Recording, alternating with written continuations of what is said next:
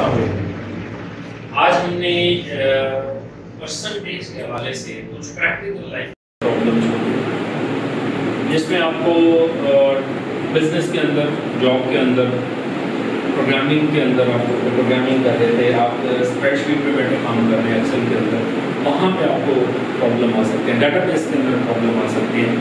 उसमें कुछ इस किस्म के क्वेश्चंस हैं कि जो आप शायद मैथ पढ़ते हुए हमें उनके कॉन्सेप्ट नहीं क्लियर होते, प्रोग्रामिंग स्प्रेडशीट या डाटाबेसेस पढ़ते हुए उसमें हमें उसके कॉन्सेप्ट नहीं क्लियर होते। इसका ताल्लुक बिल्कुल प्रोग्रामिंग से, कंप्यूटर से नहीं है। ज़रूरी नहीं है कि आप कंप्यूटर प्रोफेशनल हैं तो आपको ये काम आना चाहिए। इसका ताल्लुक सिंपली है कि आप रियल लाइफ में छोटी मोटी कैलकुलेशन करनी है, उसके लिए क्या करते हैं, उसको किस तरह से करेंगे जो कि प्रैक्टिकल बिजनेस में हर रोज यूज होगी। एक क्वेश्चन है, उसको आप आंसर करें। गवर्नमेंट ने कुछ चीजों पे टैक्स लगाया, वो चीजें किसी स्टोर में बिकती थी, उस स्टोर के पास 3-4 हज़ार प्रोडक्ट्स हैं।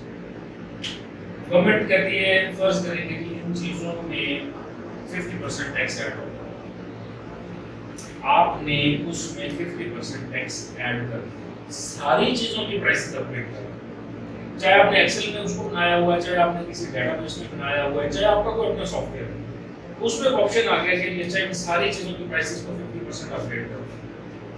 50% वो इंक्रीज हो गया, सारी प्राइसेस अपडेट हो गई, नए स्टिकर निकल के, प्रिंट लग गए, सारी की सारी प्रोडक्ट्स के ऊपर नए प्राइसेस डिस्प्ले हो गए। अब पब्लिक के प्रोटेस्ट पे गवर्नमेंट वो डिसीजन वापस ले ली। एक छोटी सी चीज को हम देखते हैं, इसमें एग्जांपल के लिए आपके जो 50% जब इंक्रीज हुआ तो 100 रुपए वाली चीज कितने की होगी? 150, ठीक है। अच्छा, 150 की हो गई।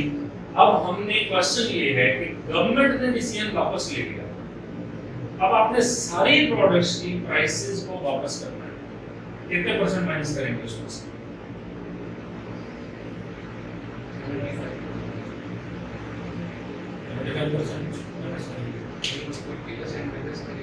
50% अगर माइनस करेंगे, जो चीज आपकी 100 रुपए की थी, अब फर्ज करें मुझे ये 95 की पड़ती थी, 90 की पड़ती थी, 80 रुपीज़ की पड़ती थी, मैं इसको 100 की बेच रहा था।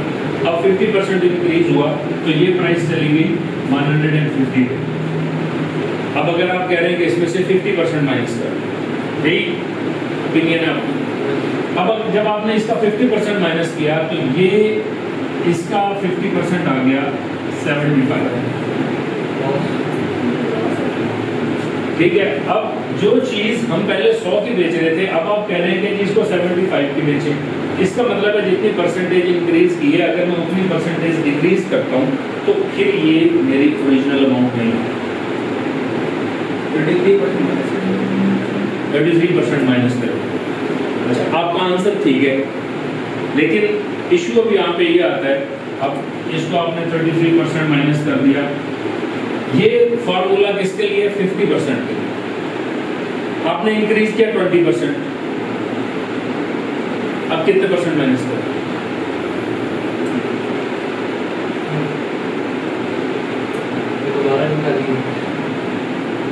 आपके पास एक फंक्शन था इस काम के लिए, वो क्या था? आप इसको कैसे वापस इंक्रीज कर रहे थे? वो तो परसेंटेज का अलग नहीं, आपने वो x के साथ एक फॉर्मूला लगाया, x प्लस परसेंट, कितने परसेंट हमने इंक्रीज किया?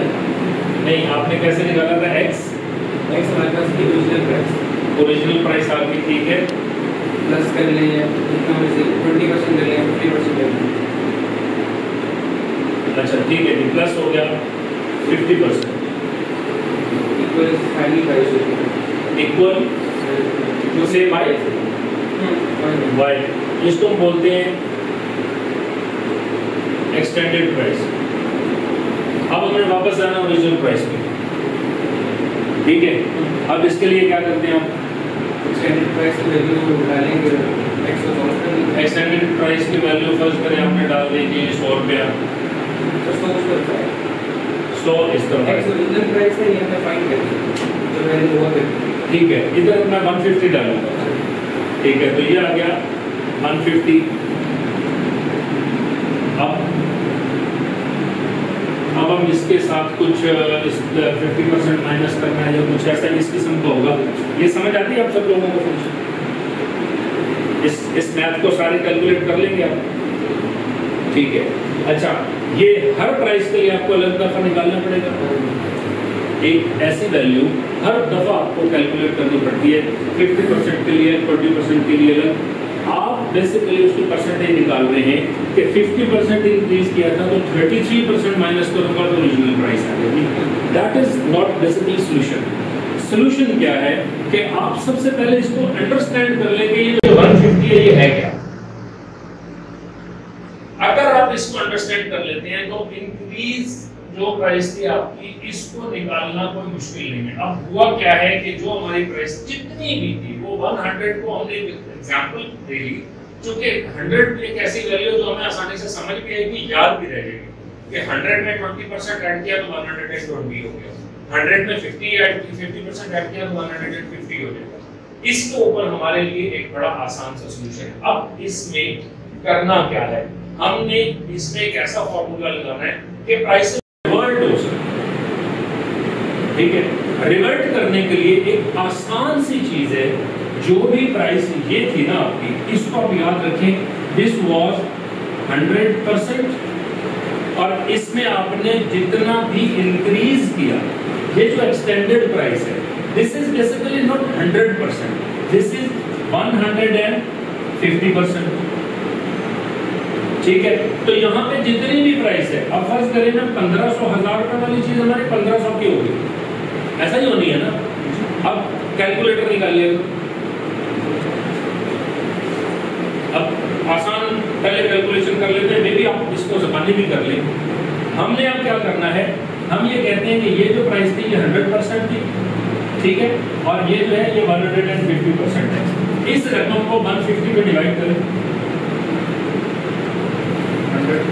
और मल्टीप्लाइड बाई 100 करें।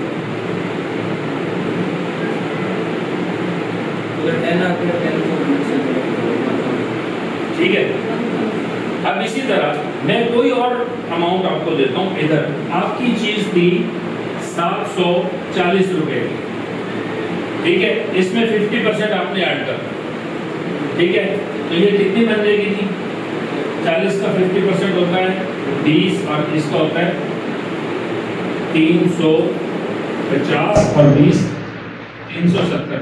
कैलकुलेट कीजिएगा, ठीक है साहब, 370 इसमें ऐड होना, ठीक है। इसकी अब स्टैंडर्ड प्राइस कितनी बन गई, यानी ये हो गया 1110 रुपए बनती है, ठीक है। अब आप सिंपली 1110 तकसीम 150 ज़रब 100 कर लेंगे।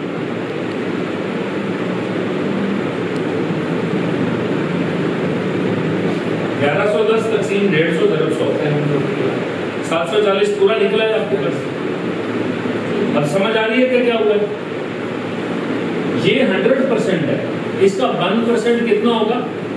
7.40। ये इसका 1% है, तो आपने इसमें 7.4 के 150 हिस्से डाले हुए, इसमें 7.4 के 100 हिस्से, इसमें 7.4 के 150 हिस्से। आपने यूनिट निकालना है, एक हिस्सा कितना बनता है, तो ये 150 हिस्से हैं, तो इसको 150 पे तकसीम करेंगे तो एक हिस्सा बनेगा, इसको 100 पे तकसीम करेंगे तो एक हिस्सा बनेगा। क्लियर? अब हम इसी प्राइस को उठा लेते हैं 740 पे, कोई रकम चेंज करवा दें आप मुझे, कोई भी अमाउंट, एक हिस्सा आप बोलें 7, दूसरा आप बोलें 8, आप बोलें 5, एक आप बोलें 0। 7850 एक चीज की प्राइस थी और ये इंक्रीज हो गई 20%। ठीक है, इसको कीजिएगा मल्टीप्लाई। आपने इसको क्या करना है, 7850 मल्टीप्लाइड बाई कितना करेंगे, 20% बढ़ाना है आपने, ठीक है। अच्छा, यहाँ पे आप लोग क्या करते हैं, पहले मल्टीप्लाइड बाई, पहले इसका 20% आप निकालते हैं, फिर उसमें ये जमा करते हैं। इसको भी ठीक कर दूं, इसको कभी भी 20% बढ़ाने के लिए पहले 20% निकाल के फिर उसमें ये जमा करने की जरूरत नहीं है। आप इसको डायरेक्ट मल्टीप्लाई करें 1.2 से, कितनी बनी 9,420। ठीक है जी। अब ये कितनी है 120%, ये कितनी थी 100%। अब इसको वापस रिवर्ट करना है, इस रकम को 120 पे तकसीम करें, 100 से जोड़ दें, ओरिजिनल निकल आएगी। कोई फार्मूला बनाने की जरूरत है? आपको सिर्फ ये देखें, ये हो ही नहीं सकता तो कोई आपको बोले कि प्राइस वापस करें और ये बताइए ना कितने परसेंट बढ़ी थी। अल्टीमेटली आपको ये कहा जाएगा इतने परसेंट बढ़ी थी, अब रिवर्ट करते हैं। तो आपने क्या करना है, 100 में जितने परसेंट बढ़ी थी वो जमा कर देंगे। 12% बढ़ी है 112। इस रकम को अगर आप ज़रब दे देंगे 1.12 से तो 112% निकल आएगा। और अगर आपने इसको रिवर्ट करना तो आप इसको 112 पे तकसीम करके 100 से ज़रब दे दें, आपका जवाब मिलेगा। ठीक है। या दूसरा फार्मूला, जितने से ज़रब दिया था और वो 120% बना था, उतने से तकसीम कर दें, वापस असल आ जाए। ऐसा ही होना ना। तो इसको अब जरा डायरेक्ट तकसीम करें, डिवाइडेड बाय 1.20 या 1.2, ओरिजिनल निकल आएगा। तो जितने से ज़रब देके 120% निकाला था, किसी भी परसेंटेज को ऐड करना है आपने उसमें बोला कि भी मैंने 30% ऐड कर, तो 1.3 से मल्टीप्लाई करेंगे। अच्छा 3% ऐड करना हो तो क्या करेंगे, 1.03 से मल्टीप्लाई कर लेंगे, 3% ऐड कर लेंगे। इसमें 3% विथहोल्डिंग टैक्स लग गया। आप इसको करें, रकम को 7850 में आपने 3% बढ़ाना है, मल्टीप्लाई बाय 1.03। 1.03 से मल्टीप्लाई करें, क्या जवाब आता है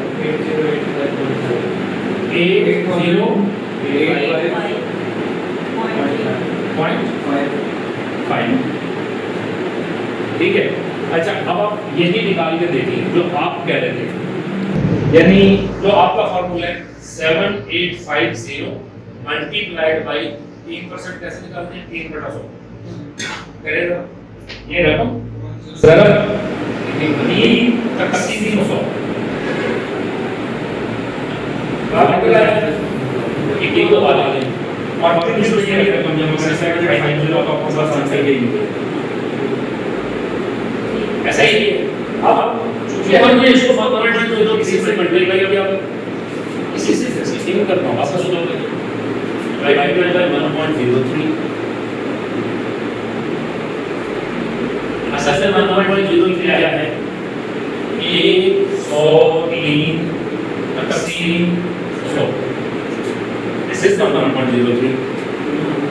इसके 100% भी है और इजाफी 3% भी है, ये 103 है, टोटल 103% है। क्लियर है यहाँ?